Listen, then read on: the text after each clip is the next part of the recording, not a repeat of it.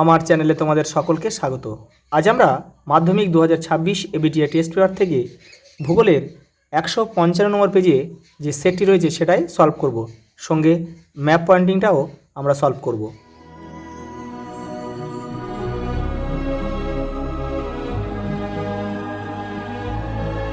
প্রথম প্রশ্ন দেখো, যে প্রক্রিয়ায় ভূমির উচ্চতা হ্রাস পায় তাকে বলে অবরোহণ, আর যে প্রক্রিয়ায় উচ্চতা বৃদ্ধি পায় তাকে বলে আরোহণ। দেখো, সদ্য পতিত হালকা পেঁচা তুলোর মতো আলগা তুষারকে বলে নেভে। নর্মাল ল্যাপস রেট দেখা যায় ট্রোপোস্ফিয়ারে।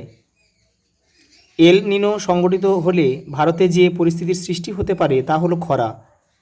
পরেরটা দেখো, পৃথিবীর মোট আয়তনের জলভাগ দ্বারা আবৃত অংশ প্রায় 71%।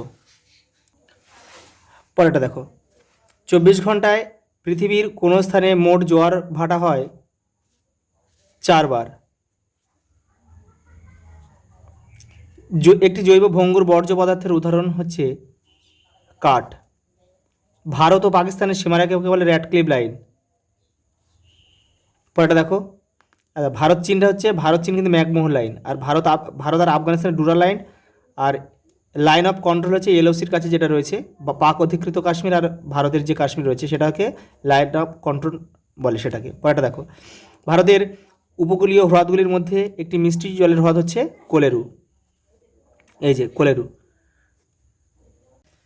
পরেরটা দেখো, ব্যাসল্ট শিলার আবহবিকারের ফলে সৃষ্টি মৃত্তিকা হলো কৃষ্ণ মৃত্তিকা। সামুদ্রিক লবণাক্ত বাতাস প্রয়োজন হয় আখ চাষে বা ইক্ষু চাষে। ভারতের বৃহত্তম মোটরগাড়ি নির্মাণ কেন্দ্রটি হচ্ছে গুরগাঁও, হরিয়ানার গুরগাঁও। ভারতের রেলবগি তৈরি হয় কোথায়? পেরাম্বুরে। ভূবৈচিত্র্যসূচক মানচিত্রে লাল রং দ্বারা বোঝানো হয় সড়কপথ। দেখো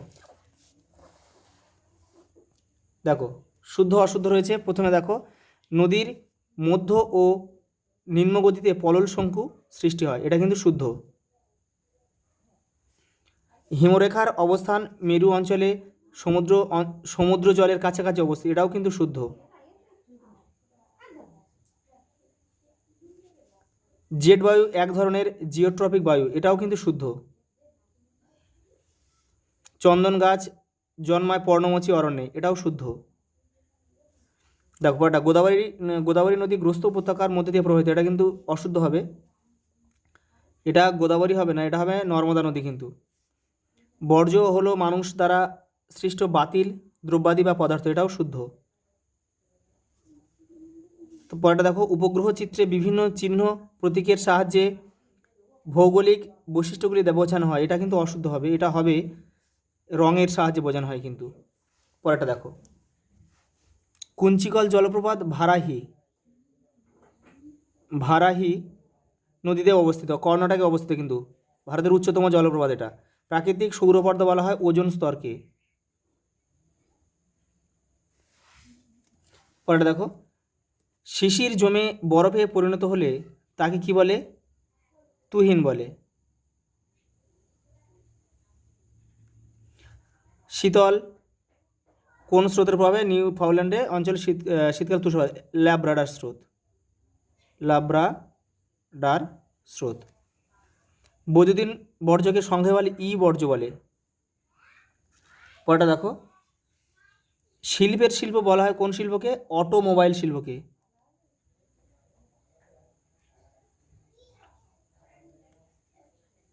অটোমোবাইল শিল্পকে। ভারতের মূলধনের শহর বলা হয় মুম্বাইকে। পরেরটা দেখো, রাজস্থানে বায়ুর অপসারণ প্রক্রিয়ায় সৃষ্ট হ্রদগুলিকে কি বলে? রান বলে।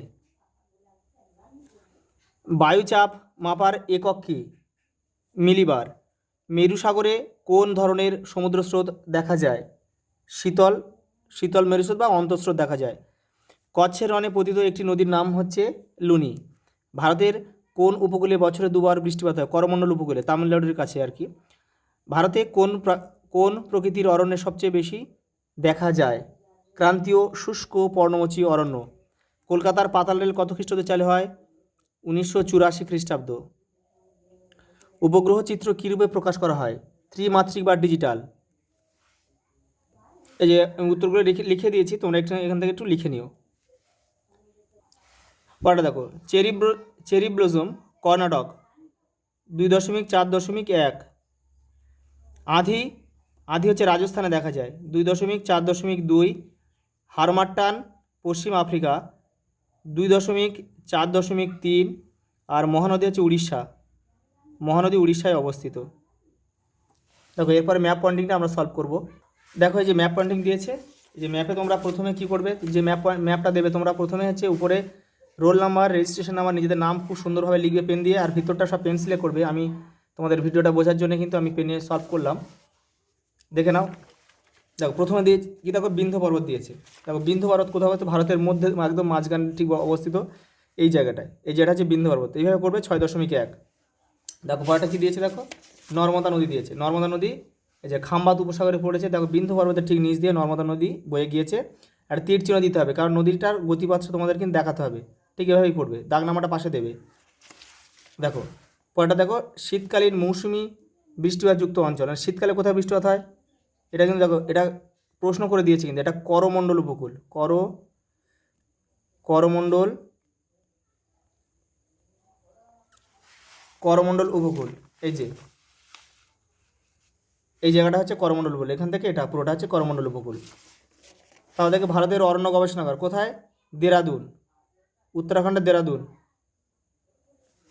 এই যে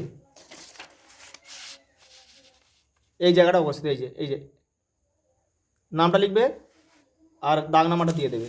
পরেরটা কী আছে দেখো, মরু মৃত্তিকা অঞ্চল। এই যে থর মরুভূমি, এই দিকটা করলে হয়ে যাবে। রাজস্থানের এই যে রাজস্থান, এই রাজস্থানের এই জায়গাটা, আর এই যে থর মরুভূমি, এই যে দাগনামা দেবে। একটি কফি উৎপাদক অঞ্চল, দেখো একদম দক্ষিণ ভারতের কর্ণাটকে, এই যে কর্ণাটক, তামিলনাড়ু আর অন্ধ্রপ্রদেশের কিছু অংশ জুড়ে কিন্তু রয়েছে এই যে এই জায়গাটা। পরেরটা দেখো, ভারতের রুট হচ্ছে দুর্গাপুর, এটা হচ্ছে আমাদের পশ্চিমবঙ্গে অবস্থিত। এই যে এই জায়গাটা হচ্ছে দুর্গাপুর। পরেরটা দেখো, ভারতের ম্যানচেস্টার আহমেদাবাদ। এরকম কিন্তু শর্ট প্রশ্ন হিসাবে দেবে, কিন্তু শর্ট প্রশ্ন না জানলে কিন্তু তোমরা করতে পারবে না। আহমেদাবাদ গুজরাটের দেখো, গুজরাটে অবস্থিত। এই যে এই জায়গাটা হচ্ছে আহমেদাবাদ। তারপরে কি, দক্ষিণ ভারতের একটি আন্তর্জাতিক বিমানবন্দর, দেখো চেন্নাই পড়বে, একদম বঙ্গোসাগরের একদম তীরে এই জায়গাটা চেন্নাই। পরেরটা দেখো কী দিয়েছে, মুম্বাই বন্দর দিয়েছে। এই দেখো এইটা হচ্ছে মুম্বাই। এই যে